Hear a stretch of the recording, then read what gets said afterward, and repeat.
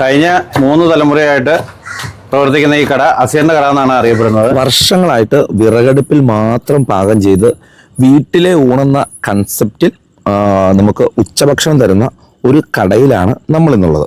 ഇപ്പൊ 3ാമത്തെ തലമുറയാണ് നടത്തിക്കൊണ്ടിരിക്കുന്നത്. ഞങ്ങളൊരു 100 വർഷത്തിന്റെ അടുത്തായി കട തുടങ്ങിയിട്ട്.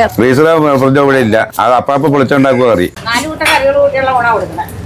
തേങ്ങാ ചമ്മന്തി ഇവിടുത്തെ സ്പെഷ്യലാണ്. മാങ്ങയും തേങ്ങയും കൂടെ കൂടിയാണ് ചമ്മന്തി ഇരിക്കുന്നത്. ആൾക്കാർ ഏറ്റവും കൂടുതൽ ഇഷ്ടപ്പെടുന്ന ഒരു ഐറ്റം. ഇത് കഴിക്കാൻ തന്നെ ഒത്തിരി ആൾക്കാർ ഇവിടെ വരാറുണ്ട്. ബീഫ് ഒരു 2-3 മണിക്കൂർ കൊണ്ട് ഇളക്കി അങ്ങനെ ഫ്രൈ ആക്കി എടുക്കണം.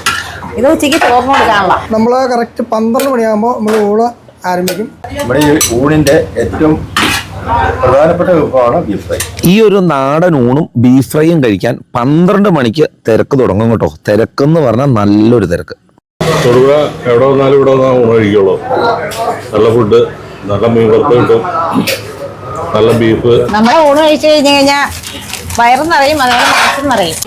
നാടൻ ഊണാണ്. നമ്മുടെ ഊണ് ഒരു പ്രാവശ്യം കഴിച്ചു കഴിഞ്ഞാൽ പിന്നെ ആളുകൾ തേടി വരും. നമ്മൾ വീട്ടിൽ നിന്ന് എങ്ങനെയാണ് കഴിക്കുന്നത് ആ ഒരു സെറ്റപ്പ്.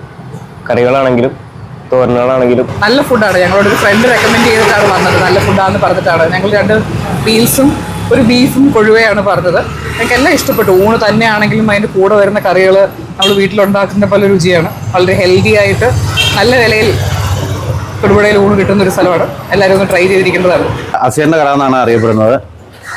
ഈ കട സ്ഥിതി ചെയ്യുന്നത് സെന്റ് മേരീസ് ഹോസ്പിറ്റലിന്റെ തൊട്ടപ്പുറത്താണ്. ഇടുക്കി റോഡില് സെന്റ് മേരീസ് ഹോസ്പിറ്റലിന്റെ സമീപം വലതുവശത്താണ് ഈ കട സ്ഥിതി ചെയ്യുന്നത്.